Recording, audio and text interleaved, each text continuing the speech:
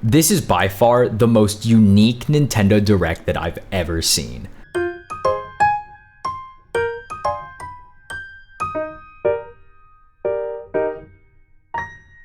What up? Hello to all my beautiful people out there. Let's just say that I'm at a loss of words as to what Nintendo has decided to announce for us in 2025 and 2026 in terms of games, which is less than a week before they have the Switch 2 Direct, may I remind you. So if you don't know, on Wednesday, March 26th, Nintendo sent out this tweet saying, oh yeah, by the way, we're gonna have a Direct tomorrow about video games in 2025 and such. And yeah, it happened on March 27th at 9 a.m., which was pretty insane. It didn't give any of us time to prepare for anything. And it was also kind of shocking considering that we're about to go into a brand new console's life cycle and they're still announcing games for the Switch 1, even though I'm assuming that the Switch 2 is going to play Switch 1 games. If not, I'm gonna be mad, but it's fine. So essentially everything here is just adding to the hype of what Nintendo has to bring this year in 2025. Now, going into this Direct, I had little to no expectations as to what we were going to see. I'd assumed Pokemon Legends ZA, Metroid Prime 4, like just the basic stuff as to those are like the most hyped games that we're probably going to see for Nintendo in the next year. Now, I know some Nintendo fans are probably upset at this Direct being like, where's the Twilight Princess remaster? Where is the new Mario game? Surely Silksong is going to be announced in this Direct. Now, I'm not saying that those games wouldn't have been hyped to hear about, but Nintendo has catered this Direct to one specific audience. Fans of niche game titles that didn't think they'd ever get to see revived ever again. Now, obviously, I'll go more in depth about these games later on because, yes, I'm a part of that group. I was screaming and crying, and sadly, I couldn't get a video of myself reacting to this Direct, considering this was 9 a.m. on a Thursday and I work a 9 to 5. But trust me, I was screaming my head off the entire Direct. People in Canada could have probably heard me screaming, crying from joy. But besides that, why don't we just hop into talking about this Direct and seeing what's to come for the tail end of the Switch 1. Okay, y'all, first off, major trailer for Dragon Quest 1 and 2 HD 2D Remake. Now, if y'all don't know, Dragon Quest is one of my favorite game series of all time. So you can imagine my excitement for this announcement. And you know, last year we got the HD 2D remake of Dragon Quest 3, which was phenomenal. Now, granted, 1 and 2 aren't my favorite of the entire series, but it's still really cool that we get the entirety of the Erdrick trilogy in this HD 2D format. However, the release date still just is 2025. And I know there's probably some things internally that I just don't know about, but like, please, just get me a release date. Oh my God. This is actually just a common issue with the Direct itself. Okay, next we saw a trailer for No Sleep for Kaname Date from AI The Somnium Files. Now, correct me if I'm wrong, but I believe From AI is a visual novel game from 2019. I don't know too much about it, but it looks pretty cool and it looks good. I'm sure it has its own audience who are super hyped for all of it, and hey, it's made by Spike Chunsoft, so that's pretty sick. Now, this one releases July 25th of this year. Up next, we got Raidou Remastered, The Mystery of the Soulless Army. Upon first glance, I immediately was like, it's an Atlas game. The art style is just very unique, you know?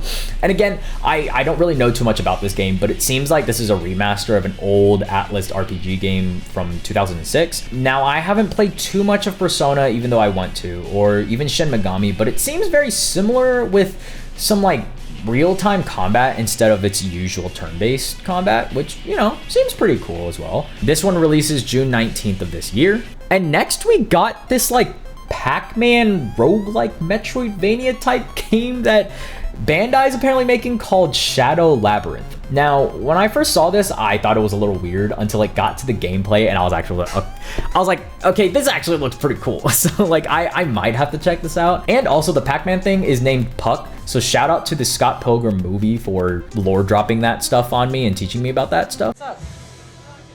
Nothing. Hey, you know Pac-Man? I know of him. Well, Pac-Man was originally called Pac-Man. And this is set to release on July 18th of this year. Okay, friends. This next one is the first one that had me screaming, crying, and throwing up. Patapon 1 and 2 replay.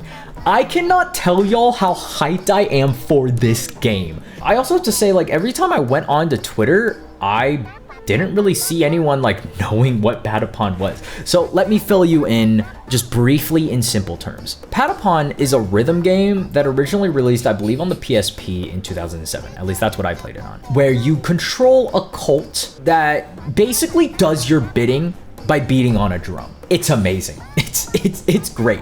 I loved it. I remember I brought it up to my friends and they were like, what the heck is this? I don't know what this is. It looks weird. It's amazing. I was screaming, crying, throwing up, flailing, whatever you have, right?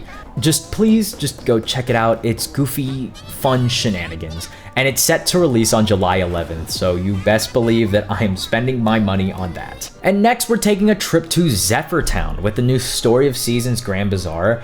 Honestly, it just kind of looks like your basic Story of Seasons game, but you manage a market like that. That's pretty fancy. I like that. So I'll probably check this one out. I usually enjoy Story of Seasons games, but I'm not like too crazy on them. I think the new designs look super cute and fun, and it looks just pretty well put together. Now, this game releases August 27th of this year.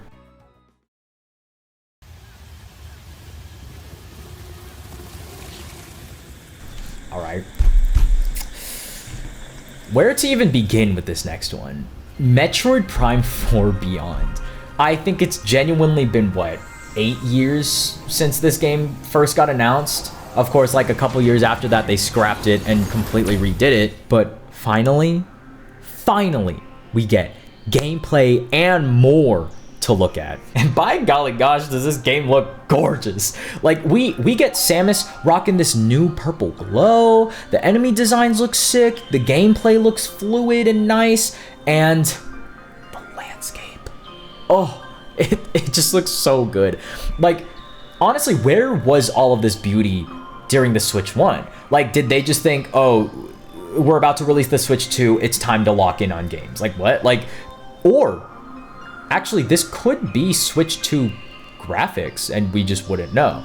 I mean, it would make sense because I think as of right now, it's rumored that the Switch 2 releases in July, and this one releases sometime in 2025. So who knows? It could be. Like, that would actually be kind of cool. Not only that, but Samus gets these new, like, psychic powers, which also just looks super freaking cool. And it might add some different gameplay aspects with, like, combat and puzzles. And, you know, when Ridley comes back, Samus can use her powers to crush his balls. I don't know what that was. They also showed this new, like, red dark suit at the end. This one just looks so freaking sick.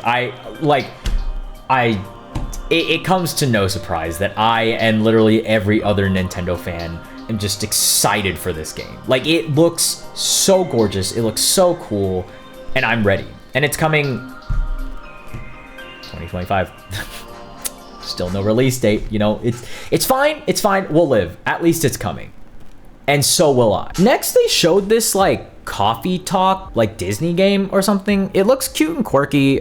You get to talk to, like, a bunch of the Disney villains. It's probably not for me, but if you're excited for it, then I'm excited for you. This game actually drops the day of the Direct, so you can get it right now as you're watching this video. Next up was a game called Witchbrook.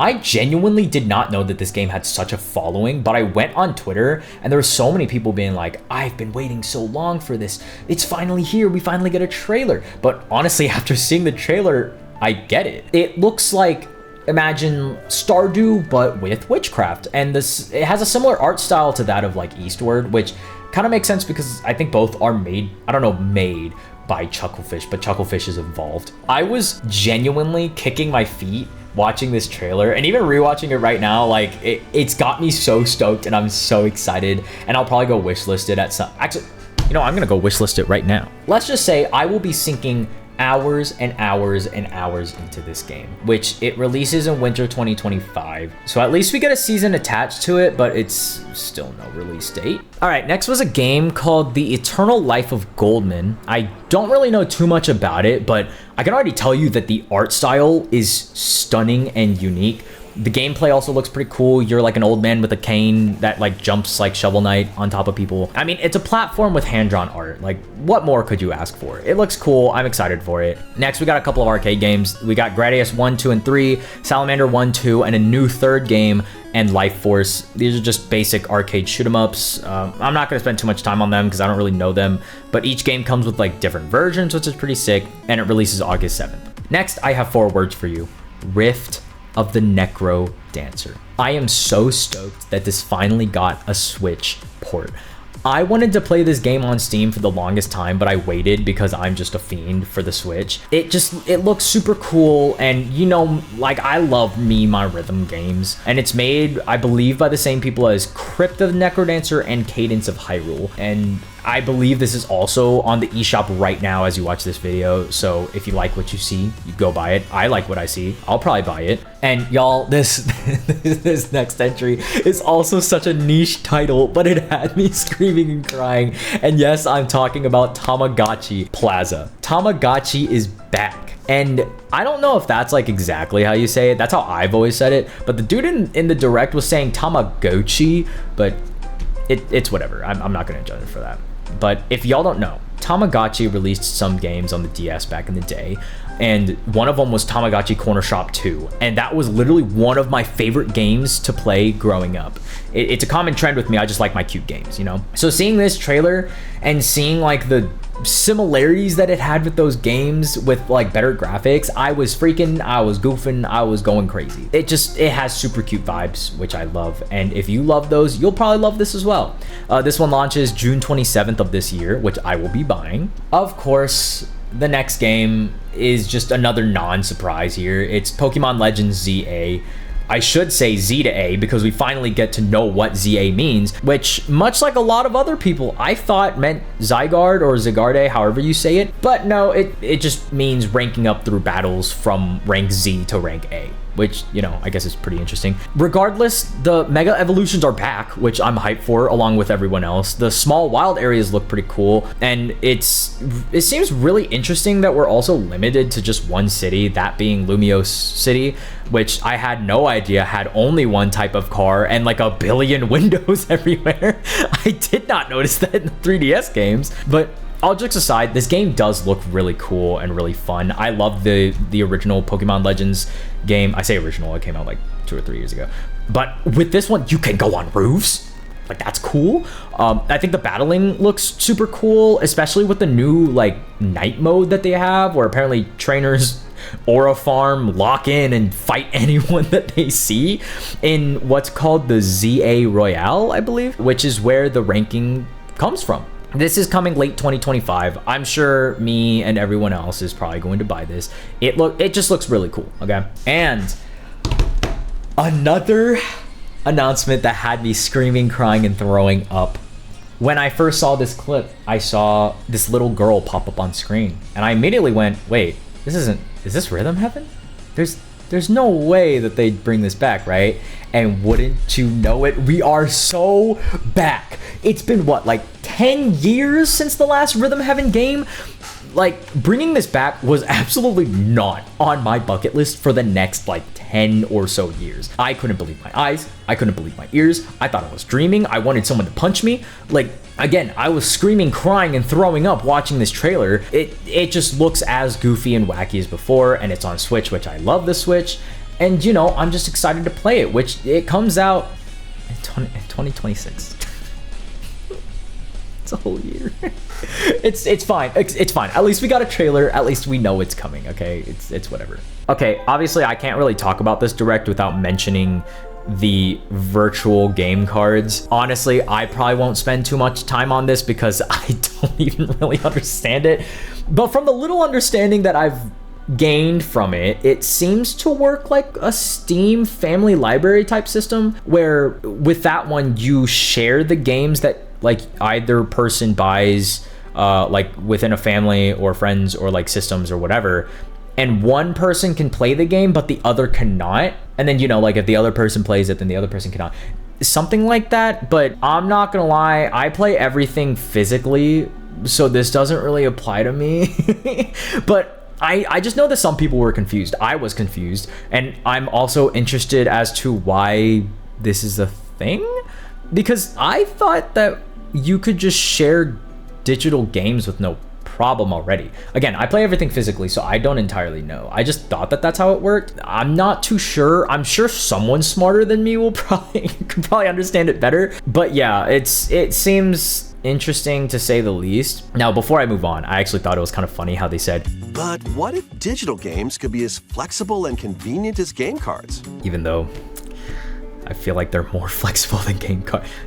It's whatever. It's a concept. It's here. We're getting it. Sure. Okay, these next couple of games, I'm just going to breeze past them because they're part of a compilation. So we can just kind of move on, focus on other things. But we got High on Life, goofy, funny game out on May 6th. We got Star Overdrive. Art style looks cool. The gameplay seems interesting. Out on April 10th. Wandering Village. I'm hyped for this. It looks super comfy, super cozy. I'll probably be buying. The art style also looks amazing. Out on July 17th. King of Meat. I'm going to be honest.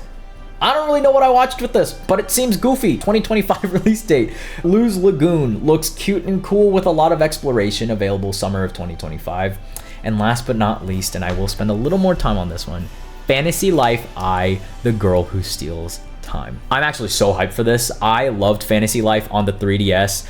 It's essentially just the same old of just taking care of a village with farming, classes, and combat and all that stuff. It's super cozy, super fun. So if you like that, look forward to it. I'm looking forward to it. And maybe I'll review it in the future. Who knows? But this releases May 21st. Now, after all of that, we get Saga Frontier 2 Remastered. Now, I haven't played this game. I mainly just know about it from like word of mouth, but I've been wanting to pick it up for a while. And I've heard that it's pretty fun. Essentially, it just seems like a basic JRPG by Square Enix, in my opinion. But now, a remastered version is coming to the Switch. So if you've ever wanted to play it like me, you can play it on the Switch remastered with cooler art, I assume. And it's actually out right now, so you can go buy it. I may buy it. Who knows? I'm losing a lot of money from this. So, not losing. I guess I'm having fun with these. Now, Monument Valley 1, 2, and apparently 3 is coming to the Switch as well.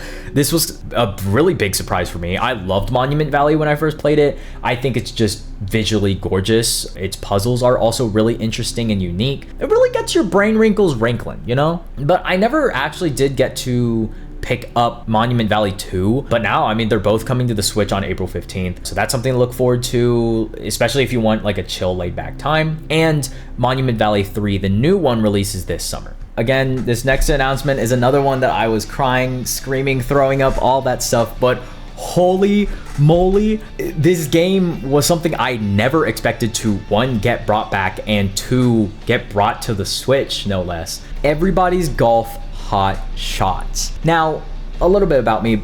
Growing up, golf was the sport that I always kind of just went back to. I played it all throughout high school. I was also on varsity. We never won though. But basically on my PSP, I would always enjoy playing Hot Shots golf with my dad and my brother. It was just really fun. It was cool. You get to customize your clubs, your clothes, and everything. It was really goofy and fun. It was like one of my favorite PSP games to play. And now they're making a new one for the Switch. The characters, the landscape, literally everything. I never knew I needed this game again, but I do. And guess what? We get the favorite.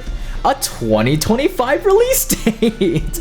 But you know, I'm really stoked for this game. I did not think it would be brought to the Switch. I'm pretty sure it's a Sony like property or whatever.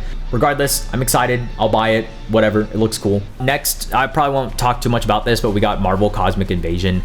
It just looks like a new beat 'em up type arcade game that looks stunning, I will have to say. It reminds me of the same art as the Teenage Mutant Ninja Turtles Shredder's Revenge. Not too much to say. It just looks like a beat 'em up, but they added Nova, Storm, and Phyla-Vell, which is pretty cool for us nerds who love comics. But this one's set to release in holiday 2025. And now, the last announcement.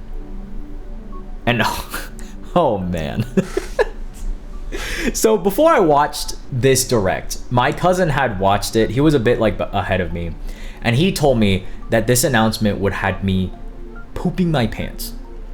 And I was like, I already seen Dragon Quest, I've already seen Patapon, I've seen Rhythm Heaven, like all of these. What else could there be? And so I just started expecting something crazy. Then when the waves and the trees came in, I thought they were done with Animal Crossing. Like, there's no way that they're having a new update or a new DLC or anything, right? And then they showed the me on the chair. Granted, it didn't like set in yet because I was like, no, that's not Animal Crossing. That's not an animal. It doesn't look like a villager or anything. And then they showed it. And then they did it. More me's, the weird language that they were speaking, the funny, quirky vibes all around, Gramps breakdancing for all, like... That's right. Tomodachi Life living the dream. And we are all living the dream because Tomodachi Life is back. And I was like many of you. Honestly, I did not think Tomodachi Life 2 would ever happen. I had hoped and I had dreamed, but I just never believed it, much like Silksong. But y'all, the summoning circles worked. It's coming to us. It's coming home. We will get it soon, only in 2026.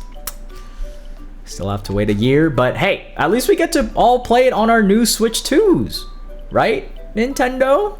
Nintendo also announced this new app, I think it is, called Nintendo Today, where essentially it's like a calendar where you get to see Nintendo events that they announce, and apparently once the Switch 2 Direct comes out, they'll be sending out a bunch of different updates on the system, and I'm assuming different games and directs that are coming out, so it seems pretty cool. I haven't downloaded it yet, but I probably will at some point. It seems really interesting, so if you don't want to check Twitter all the time, this is a good alternative. I think it's pretty cool, especially with some of the updates that have already been coming out right now, so yeah, might as well go check it out. But yeah, there are all of the announcements from the new Switch Direct. This is probably going to be kind of a long video of me rambling. Honestly, it might be longer than the Direct itself. I have no idea. But, you know, I wanted to come on and just speak my thoughts on some of these games, especially because this was literally my dream Nintendo Direct for the longest time ever. And if you've made it this far, hey, I'm proud of you. I appreciate you. And again, I didn't really expect much coming into this Direct, considering we literally have another Direct next week regarding the Switch 2. So I was just expecting some random games that would add to the fluff of hype, but these? No, they got me tripping. I was losing my mind. It's whatever.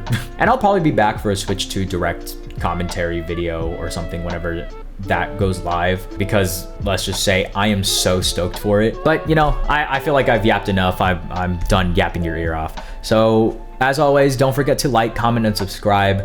It really helps out the channel a lot. And you know what? Let me know what you thought about the Direct down in the comments below. Let me know what games you're interested in. But other than that, I'll see you in the next video. Peace out and have a colorful day.